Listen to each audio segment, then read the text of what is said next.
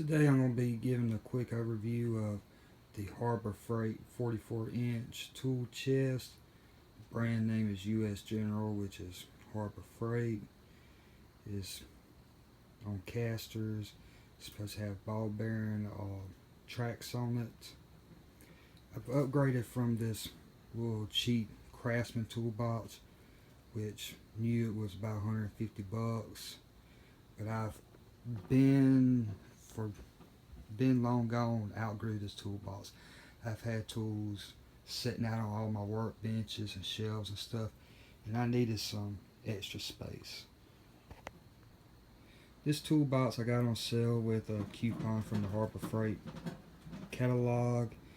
With tax and everything, it was about $350. I think normal price is somewhere around $400.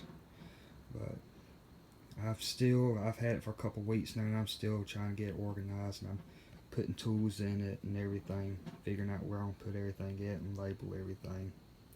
I'm gonna go ahead and say off the bat, for the money, if you're a do-it-yourselfer at home, just need a toolbox to keep your tools at home and stuff, this is a great box.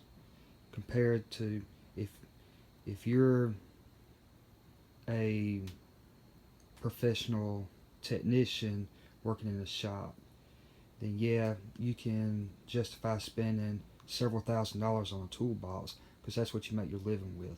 But at home, for the price, you really can't beat it.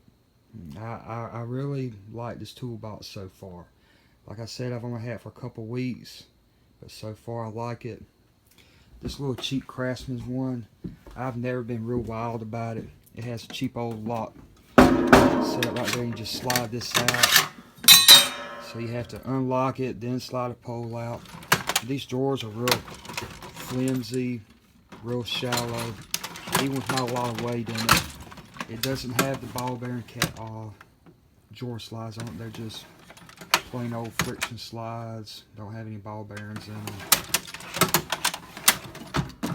Even the one that don't have much weight in it, you feel a lot of resistance when you open it. It's got a lot of wobble back and forth and up and down. I've never been too impressed by this toolbox. The bottom one, it has a metal bar that fits in here and latches this bottom part. Even these deep drawers, it's got a little bit of weight in it. You can really feel the resistance in it. But what I like about this one is it has ball bearing slides on it. Even with this drawer, I ain't got that much in it, but it's got several hammers and some big wrenches in it and stuff. And it slides very easily.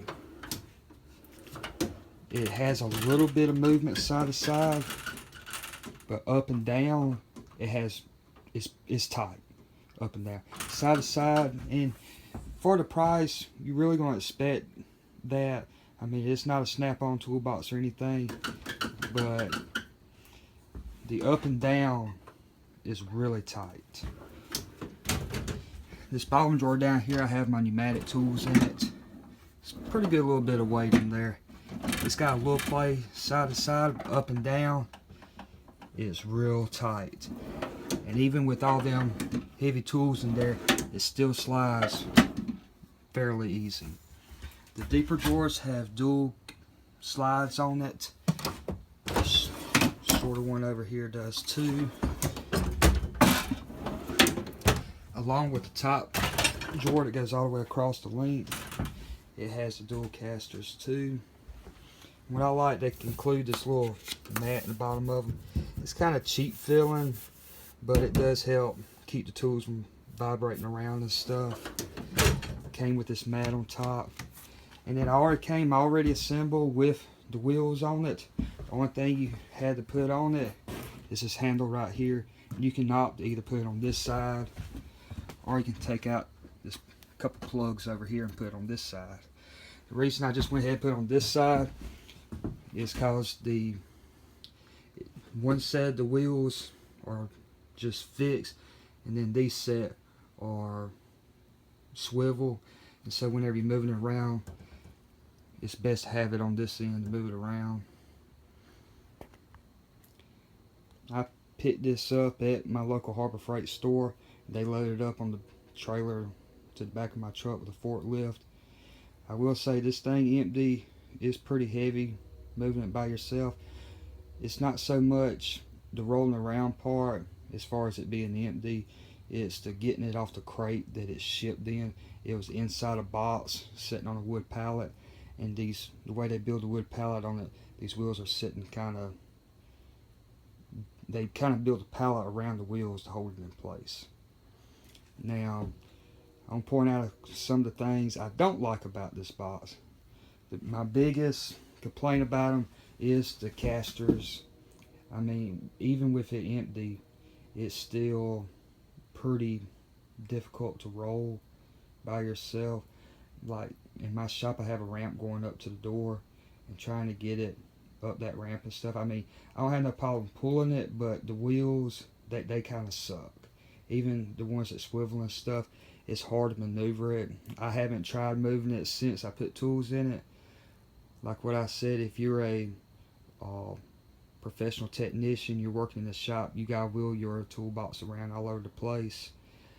I would see spending the money for a good, expensive toolbox, because you're gonna want the things that quality matters, like the wheels and all. If you're a do-it-yourselfer at home and all, your toolbox is gonna be sitting in one place. Like me, this thing ain't gonna move anywhere. It is gonna be perfectly fine for you. One of my other things I don't like about it is the kind of key they use with it. I like the fact that you just stick a key in, make sure all the drawers are. That's one thing about these two. They don't have no latch or anything down here, but you have to, when you push it in, it's a little step. You can feel a little pop that locks in place, and they have to be pushed in all the way for them to lock. These keys, it's not like your standard normal key you can go get made. It looks kind of like a freezer key. The thing I do like, it came with 4 of them, so I got plenty of spare ones put up, so if I lose it, I can get into it. And just stick it in there like your freezer key, and it locks them all up. But the thing is, if you ever need to get a copy made, it ain't just like you can run down to the hardware store and get one made. But they do have a number stamped in the key. I guess you can go online somewhere and order some of them. But yeah, it's kind of a funky key. It comes with all these strips of paper and laminate plastic to label all your drawers with. I've started on mine, but I ain't nearly finished with it. Just kind of give me an idea what I got in each drawer, so I ain't got to go hunting around whenever I forget which drawer is which. And they just slide into place in there, and ain't nothing too fancy. But I'm real pleased with it. It's got a nice finish on it. For the money, you really can't beat it. I mean, I see used Craftsman toolboxes this size sell for a whole lot more. And the lower grade Craftsman ones, they have the drawer slides like this. This one has the ball bearings. I really like that, because this one has been a pain in my butt. I hate the slides on it. It feels really cheap, and I wouldn't recommend anyone getting one of these little cheap old Craftsman toolboxes. Craftsman isn't the quality it used to. I got some old Craftsman tools back when their stuff was made in the United States, but now I wouldn't suggest buying it. Which I've had this box for a few years, but I mean, it serves its purpose. Now it's going to be, well, mainly store like supplies in, like different kind of lubricants and adhesives and stuff.